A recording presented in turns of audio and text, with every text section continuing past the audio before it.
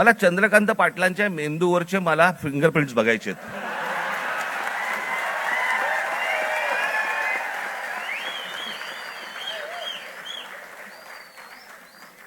कोल्हापूरकरांनी ज्ञान मिळावं म्हणून या माणसाला कोल्हापूरवरनं पुण्यात पाठवलं, जिकडे बाबा शिक्षणाचं बाहेरघर आहे.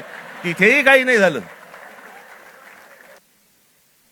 आमच्या काळामध्ये आम्ही त्यावेळेला लहान असताना आमचे आई वडील सांगायचे, डोक्याला रात्री झोपताना तेल लावत जा, बुद्धी तल्लख होते. एका माणसाने आयुष्यभर केसाला तेल चोपडलं पण बुद्धी नाही आली.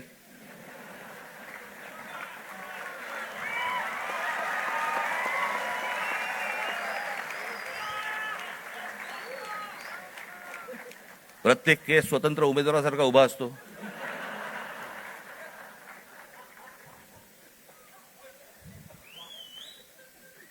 आणि हे म्हणे शिक्षण आणि तंत्रज्ञान मंत्री.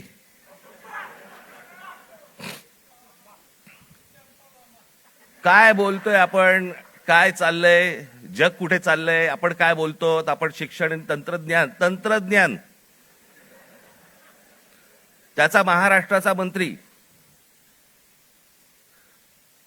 दगडावरच्या फुटप्रिंट्स, त्यांना फिंगरप्रिंट्स म्हणायच्या होत्या,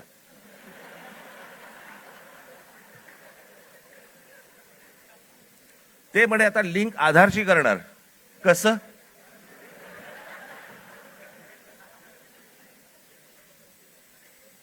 मला चंद्रकांत पाटलांच्या मेंदूवरचे मला फिंगरप्रिंट्स बघायचे आहेत.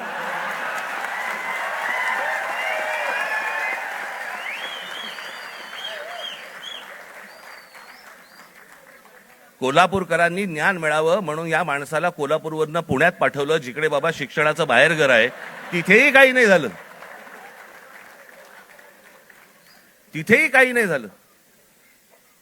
आता असे शिक्षण मंत्री म्हटल्यानंतर जेनझींचा पारा सणकणार की नाही सणकणार, चढणार की नाही चढणार? की ही अशी माणसं आमच्या नशिबी आणून तुम्ही ठेवली आहेत.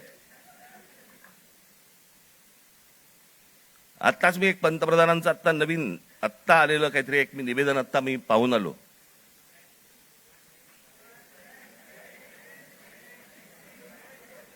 ज्यात त्यांनी असं सांगितलेलं आहे की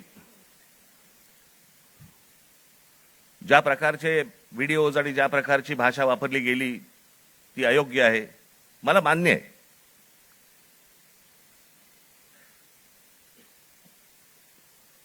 कोणाच्याही बाबतीमध्ये अशा प्रकारची खालच्या थरातली भाषा ही वापरली जाऊ नये, हे मला 100% मला मान्य आहे पंतप्रधानांचं. मला पंतप्रधानांना फक्त एवढंच सांगायचंय, हे तुमच्या पक्षातल्या लोकांना पण सांगा.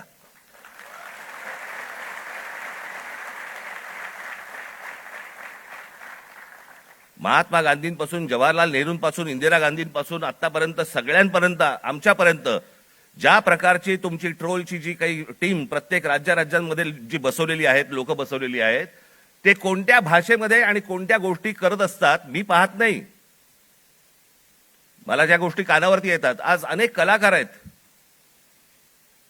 महाराष्ट्रामधले, अनेक कलाकार आहेत, ते म्हणतात बाबा बोलायलाच नको, काही लिहायलाच नको, इतक्या शिव्या पडतात, इतक्या गोष्टी होतात. ही यांचीच माणसं भरलेली आहेत. मला असं वाटतं पंतप्रधानांनी त्याही लोकांना सांगावं की त्यांनी बंद करावं म्हणून. हे गेल्या 12 वर्षातच सगळी सुरुवात झाली. भारतीय जनता पक्षाचे जी काही ट्रोलच्या टीम्स आहेत, यांनी ह्या ज्या गोष्टी सुरू केल्या, याच्यातनच हे ज्याला म्हणतो ना आपण, जे तुम्ही पेराल तेच उगवेल, तेच आलं अंगावर तुमच्या. त्याच्यात पंतप्रधानांनी सांगितलं की मला शिव्या दिल्या, माझ्या आईबद्दल बोलले. चुकीचंच आहे, हे मनापासून सांगतो मी, हे चुकीचंच आहे. पण माझी पंतप्रधानांना विनंती आहे, दुसऱ्यांनाही आया असतात.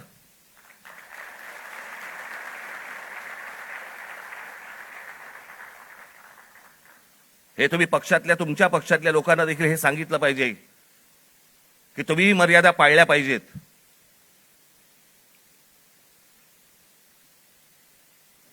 आज पंतप्रधान सांगतात की मी त्या मुलांना सगळ्यांना माफ केलं, पण इतकी 12 वर्ष तुमच्या लोकांनी जे काही केलंय त्याची माफी कोण मागणार?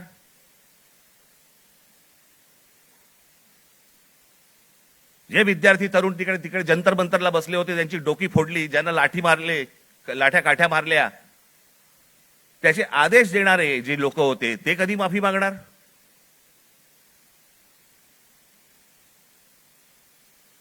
आणि मला असं वाटतंय की हे मूळ हे काय झालंय, नीटची परीक्षा हे कारण आहेच, पण हे प्रत्येक ठिकाणी त्याला जो काही रिस्पॉन्स मिळाला, सगळेच काही विद्यार्थी होते आणि तरुण होते, अनेक जे विद्यार्थी दशेतनं बाहेर आलेले आहेत, अनेक तरुण होते, अनेक तरुणी होत्या, हे का आले रस्त्यावरती? याचं कारण सभोवतालचं वातावरण. आज अनेकांना वाटलं की हे फक्त नीटची परीक्षेचे पेपर फुटले, हे कारण होतं त्या आंदोलनाचं, पण त्या आंदोलनाने जे रौद्र स्वरूप धारण केलं त्याचं कारण हे आजूबाजूचं इतक्या वर्षांचं साचलेलं जे काही आहे ना, मला फुटपाथवरनं चालता येत नाही, माझ्याकडे पाणी तुंबलेलं असतं, आमच्याकडे बागा नाहीत, माझ्या लहान मुलांना खेळायला व्हायला मैदानं नाहीत, बाहेर कुठे घेऊन जायला जागा नाही, शिक्षण झालंय, नोकऱ्या मिळत नाहीयेत, सगळ्या कंपन्या खासगी लोकांना दिल्या जात आहेत, एकाच उद्योगपतीवरती मेहरबानी सुरू आहे, त्यालाच सगळी जंगलं दिली जात आहेत, त्यालाच सगळ्या जागा दिल्या जात आहेत. जेव्हा कधी बघावं तेव्हा या देशामध्ये फक्त निवडणुकाच सुरू आहेत, आमदार खासदार फोडले जात आहेत, 50-50, 100-100 कोटी. डिजिटल इंडिया,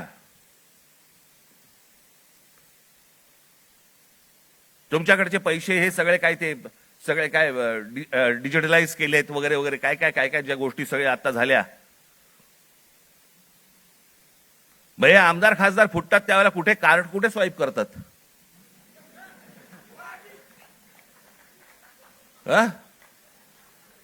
उलटा उलटा कार्ड स्वाईप.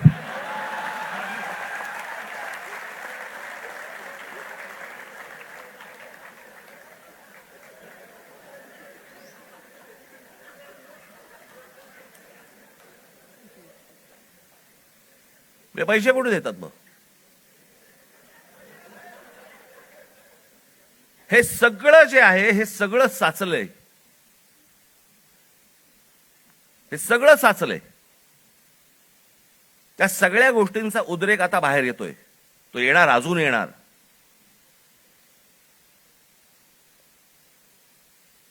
हा विषय कोणाला तरी सत्तेवरनं खाली खेचणं आणि कोणाला तरी सत्तेवरती आणणं हा एवढ्या पुरता मामूली विषय नाहीये, हा देशाचा विषय आहे.